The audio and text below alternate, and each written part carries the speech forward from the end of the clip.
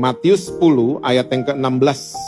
Lihat, aku mengutus kamu seperti domba ke tengah-tengah serigala, sebab itu hendaklah kamu cerdik seperti ular dan tulus seperti merpati. Yesus menyebutkan ada 4 binatang di situ.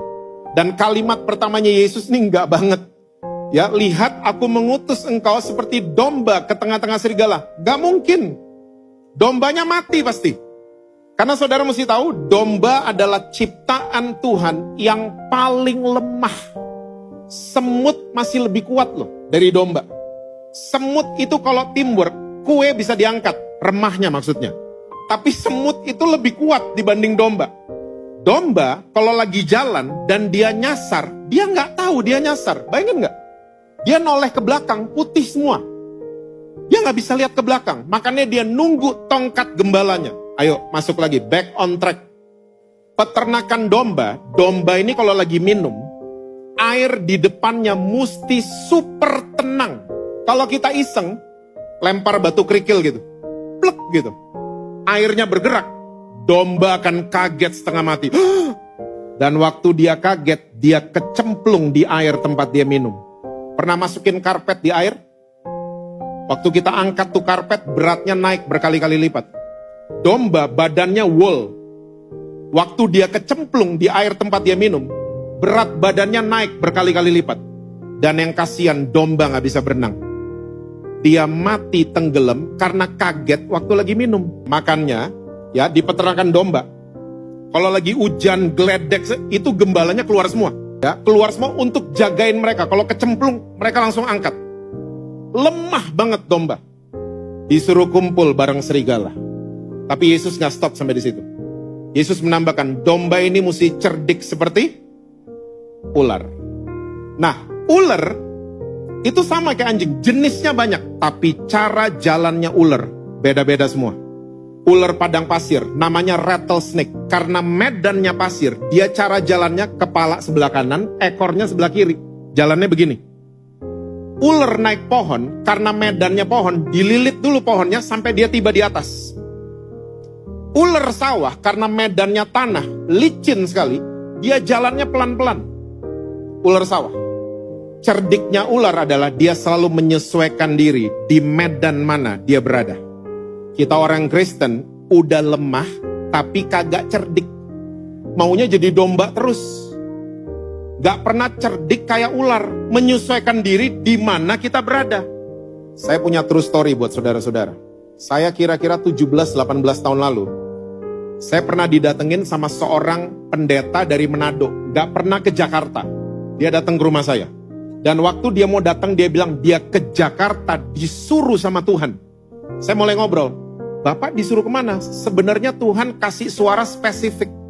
Saya disuruh ke Jakarta, disuruh ke daerah yang namanya Blok M. Blok M 18 tahun lalu isinya preman semua. Ya, tempat gak aman. Saya mulai, wow, nih Tuhan ada spesifik nih pasti buat Blok M. Lewat orang ini. Nah singkat cerita, besoknya waktu dia udah mandi segala macem, dia mau siap-siap ke Blok M, dia keluar kamar.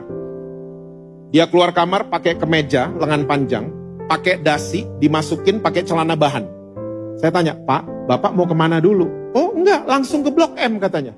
Saya bilang, Pak, kalau ke Blok M, dandannya jangan begitu.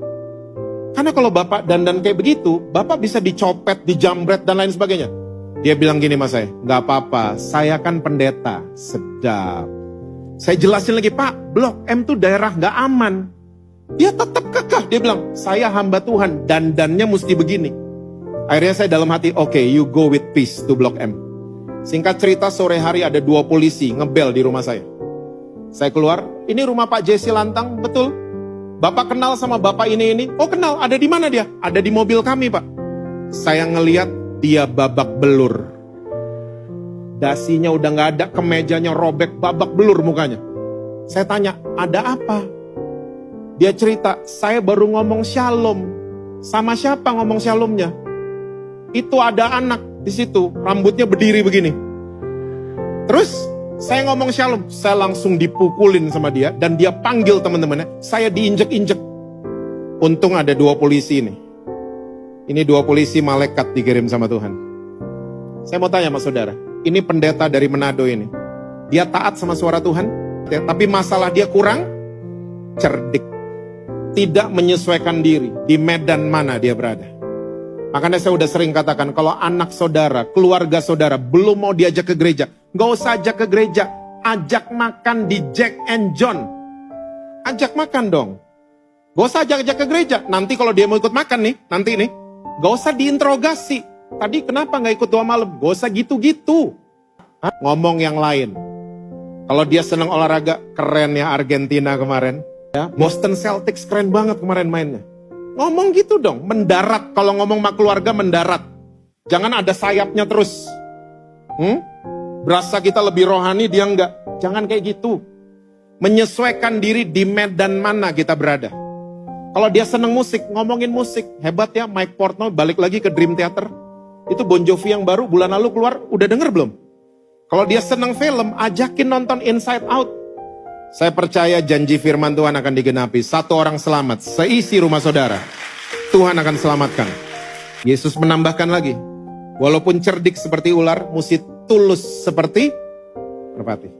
Kenapa ketulusan dilambangkan dengan merpati? Karena merpati adalah satu-satunya ciptaan Tuhan yang tidak ada empedunya. Ya, empedu itu untuk ngatur traffic makanan. Dan dia saluran pembuangan.